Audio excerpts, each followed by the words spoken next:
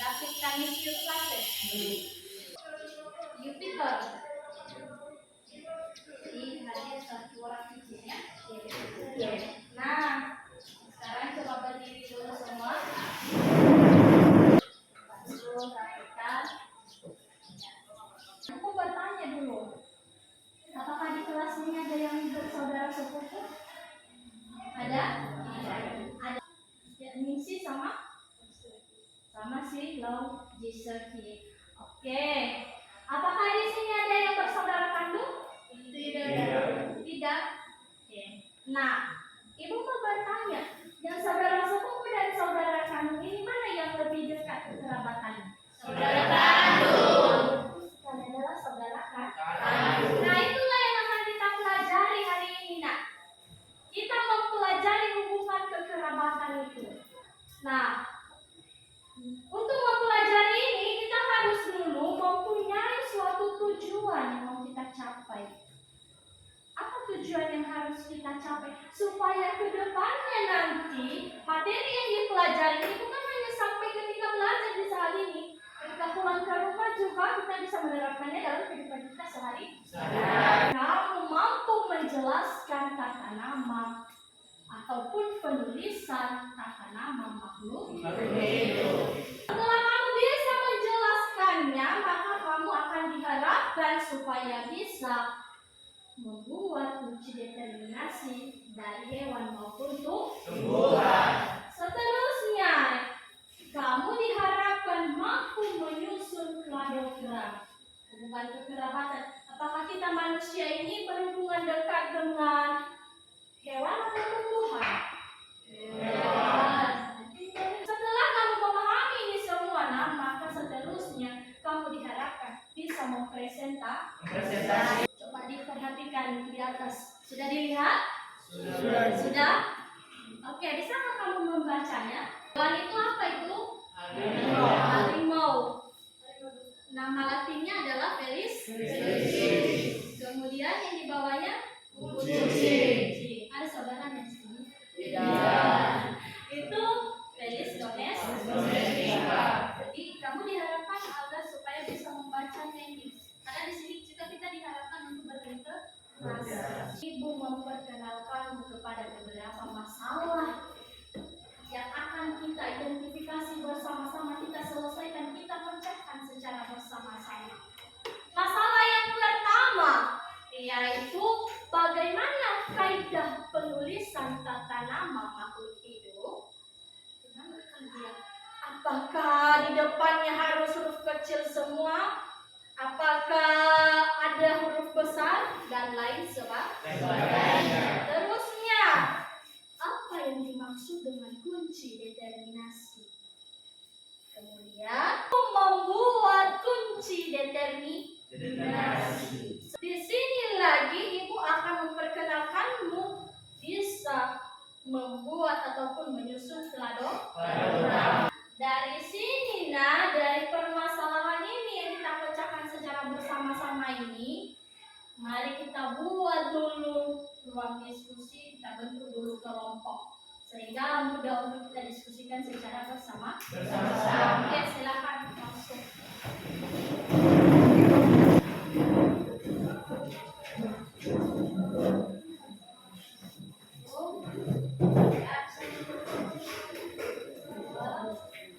Akan memperkenalkanmu lagi pada video pembelajaran bagi bahan referensi ulang. Sistem binomial dia mekanisme dinominalnya dengan dua kata.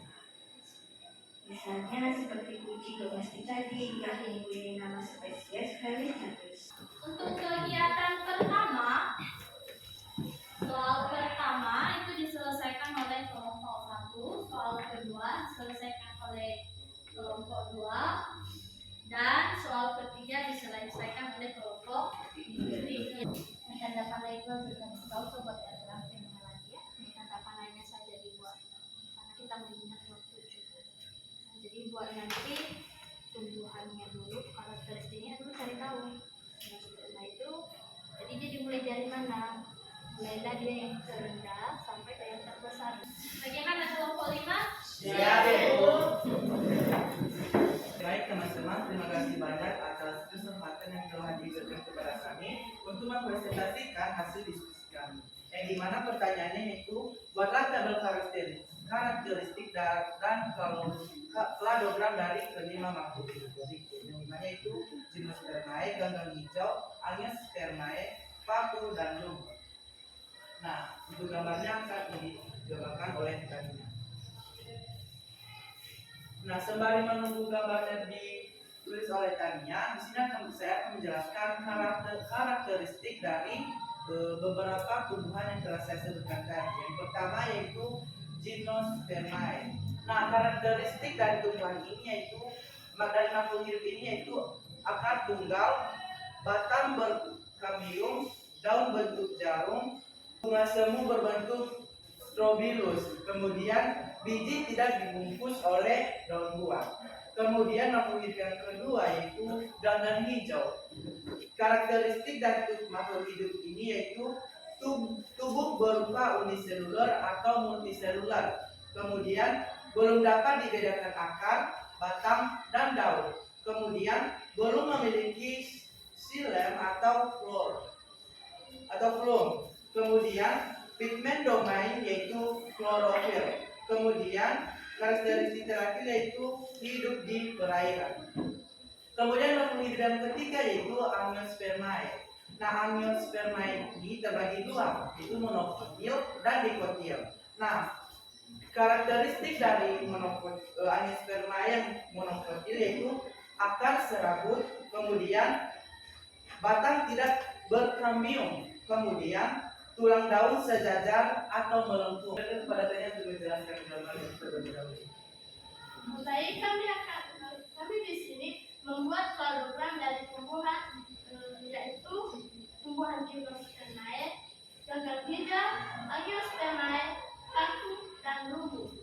Nah, di dalam cara membuat kladogram, ciri-ciri yang akan kita amati yaitu apakah tumbuhan tersebut merupakan organisme multiseluler, apakah tumbuhan tersebut memiliki jaringan pembuluh angkum, xilem atau phloem, dan apakah tumbuhan tersebut berkembang biak dengan biji, dan apakah tumbuhan tersebut melakukan pembuahan ganda. Nah, berdasarkan ciri-ciri yang telah dibacakan oleh teman kami tadi barusan, kita dapat membuat pohon filogenik atau kladogram. Tujuannya agar kita bisa mengetahui hubungan kekerabatan yang paling dekat. Nah, inilah contoh kladogram atau pohon filogenik dari kelima tumbuhan tadi. Nah, kita dapat bandingkan bahwa tumbuhan lumut antara Gymnospermae sangat jauh hubungan kekerabatannya. Ya. Dan tumbuhan yang paling dekat kekerabatannya yaitu antara Gymnospermae dan Angiospermae. Nah, itu dapat kita buktikan karena tumbuhan Angiospermae dan Gymnospermae termasuk tumbuhan spermatopita, yakni tumbuhan berbiji. Baik, sekian saja presentasi saya. Saya kembalikan kepada mereka. Baik teman-teman, ini adalah presentasi kami tadi beberapa yang telah kami kerjakan. Mungkin teman-teman ada yang belum paham tentang presentasi kami. Kami berikan kesempatan kepada teman-teman untuk berikan pertanyaan. Oke, silakan. Apakah penyebab jika kladogram tidak dipelajari? Penyebabnya jika kladogram ini tidak dipelajari.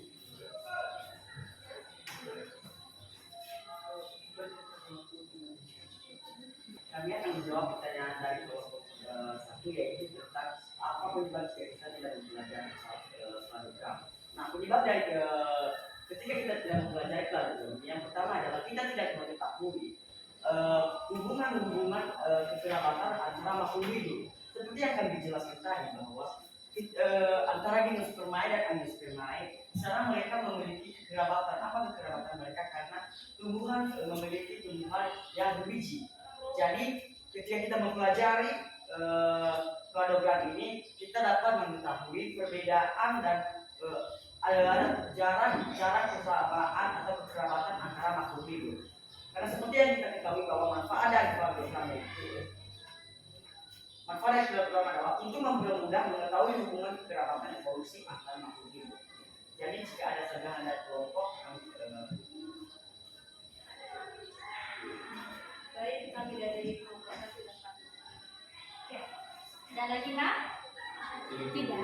Oke, silakan langsung ditutup. Baik, sekian dulu hasil presentasi kami. Kami bisa patut. Saya berikan aplaus. Ibu senang sekali lah penampilan kelompok sudah sangat lebih bagus dari pertemuan pertama. Makin kesini makin lebih baik dan makin berani kalian tampil di depan. Jadi ada sesuatu hal yang dirasakan kalian selama ini dapat termotivasi untuk berani tampil, berani berbuat, tidak takut berbuat salah, yang penting dulu berani untuk untuk semua penampilan kelompok itu tidak disalahkan mana yang terbaik dan mana yang tidak baik, semuanya bagus. Berikan aplaus untuk meluruskannya sedikit saja. Di sini tadi ada kunci determinasi. Itu fungsinya itu supaya kita lebih mudah mengidentifikasi. Nah, bagaimana cara kita mengidentifikasi dengan menggunakan nomor kuplet? Nah, nomor kupletnya itu harus terdiri dari dua pembanding, harus berlawanan dia. Contohnya itu ini, tambah nomor kuplet 1 yang hewan tidak bertulang belakang. Itu seterusnya lawannya itu bertulang belakang. Jadi tadi contoh yang dibuat itu adalah untuk kucing. Kita lihat kucing bertulang belakang tidak? Bertulang belakang. Kalau dia bertulang belakang, dia lanjut. Kan kita udah buat tadi perbandingan ini semua. Kita lanjut berarti ke nomor 3. Nanti kalau dia lanjut ke nomor 3, karena kalau kita lihat dari nomor 2 berpori itu untuk porifera, sedangkan berongga untuk selente. Berarti kita lanjut ke nomor 3. Ya, dia ada lawan lagi ini, bersisik atau tidak bersisik. Yang bersisik atau tidak bersisik? Tidak bersisik. Yang bersisik itu adalah ikan. Jadi dia tidak bersisik. Nah, kita teruskan, berarti dia masuk ke mana? Ke nomor 5. Karena kalau kita lihat di nomor 4, dia bersisik berarti otomatis bukan, karena ini adalah ikan-ikan ini atau fishes dia. Seterusnya sisi keras menanduk, itu reptil. Nah, jadi kita masuk ke 5, yaitu bagian B-nya, yaitu kulit tidak berlendir. Karena kalau berlendir dia amfibi seperti kakak. Betul sekali. Nah, seterusnya dari 5 ini, dari 5B dia akan masuk ke 6. Di mana yang kuplet 6A-nya itu adalah tubuh tertutup bulu. Kalau kita lihat kucing bukan berbulu itu, tetapi dia ditutupi oleh rambut. Dan dia masuk di dalam kelas mamalia. Betul sekali, ini sudah sangat pasti. Bisa dipahami? Bisa dipahami? Bisa.